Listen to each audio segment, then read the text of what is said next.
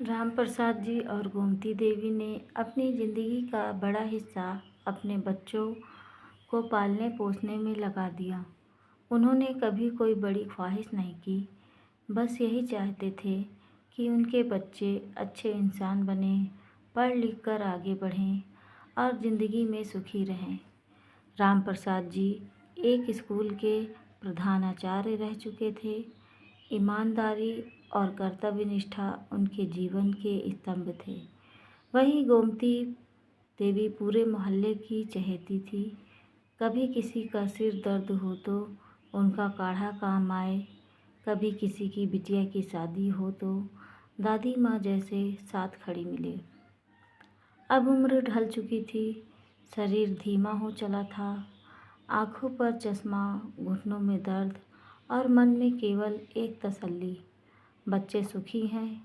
बड़े बेटे शरद ने दिल्ली में अपना घर बना लिया था, नौकरी अच्छी थी, बीवी भावना भी समझदार थी।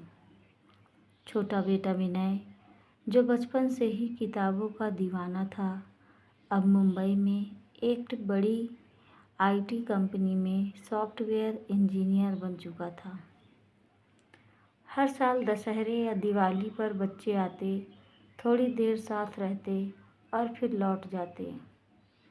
अब की बार जब दोनों बेटे आए तो उन्होंने एक नया प्रस्ताव रखा। बाबा, आप लोग अकेले मत रहिए, हम में से किसी एक के पास चलिए, आपका पूरा ख्याल रखेंगे। गोमती देवी ने मुस्कुराकर हामी भर दी, लेकिन राम प्रसाद जी चुप रहे। वे जान गए थे कि अब समय बदल चुका है। शरद बोला, कुछ महीने हमारे पास रहिए, फिर कुछ महीने विनय के पास। हम सब बारी बारी से आपका ख्याल रखेंगे।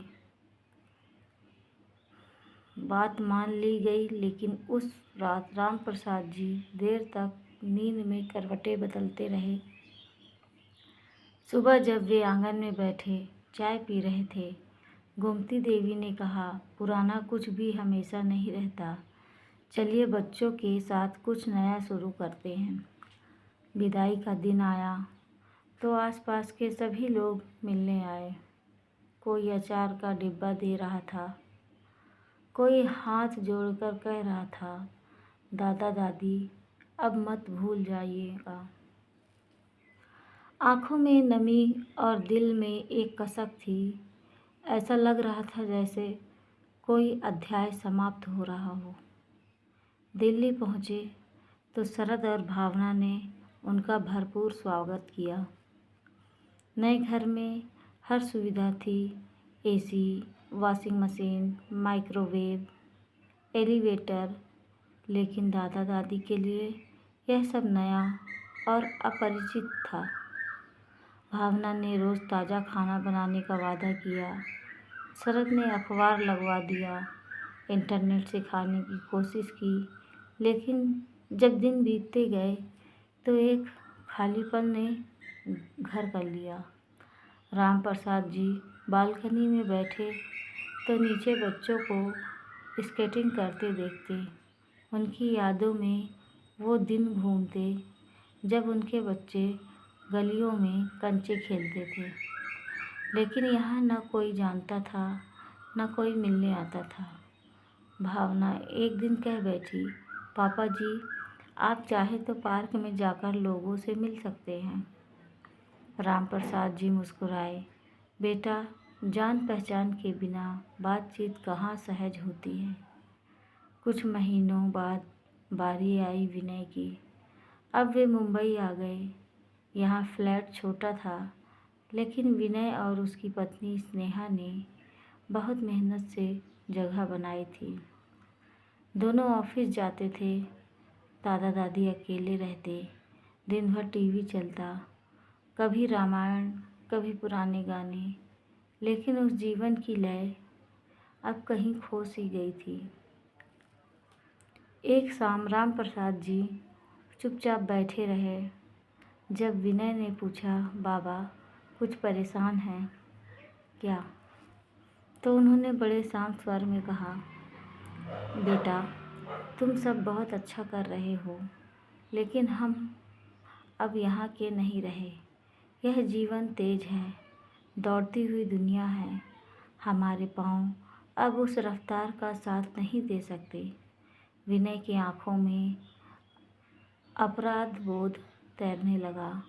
गोमती देवी ने धीरे से उसका हाथ थाम लिया और कहा, हम गांव लौटना चाहते हैं बेटे।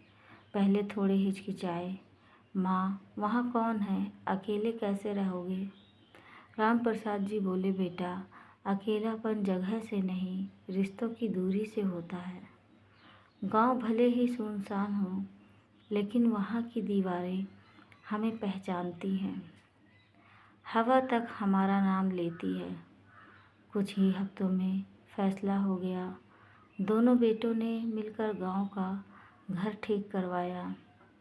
अंदर बिजली का नया कनेक्शन, बाथरूम में गीजर, मोबाइल और टैबलेट के साथ वीडियो कॉलिंग की सुविधा दी गई। दादा दादी फिर अपने पुराने घर लौटे। अब उनके पास वही पुराने बर्तन थे, वही बिछावन, लेकिन आत्मा में एक नई शांति थी। सुबह की चाय अब फिर खुले आंगन में बनती थी। बकरियां दूर में मिमियाती थी और मंदिर से घंटियों की आवाज़ आती थी। कभी कोई पुराना परिचित मिलने आता तो दादा दादी चाय के साथ नमक पारे परोस देती। बच्चे अब हर हफ्ते वीडियो कॉल करते। कभी पोती कविता सुनाती, कभी पोता मोबाइल पर गेम खेलकर दिखाता। शरद और विनय ने बारी बारी से तय कर लिया था, हर महीने कोई न कोई आएगा। दादी की दवाइयाँ समय पर पहुँचती। बाबा के चश्मे का नंबर दोबारा बनवाया गया। अब जीवन धीमा था, लेकिन सुकून भरा। एक दिन शाम को आकाश में हल्का सुनहरा रंग फैला हुआ था। दादाजी बैठे बैठे बोले, गोमती, लगता है हमने सही वक्त पर सही निर्णय लिया।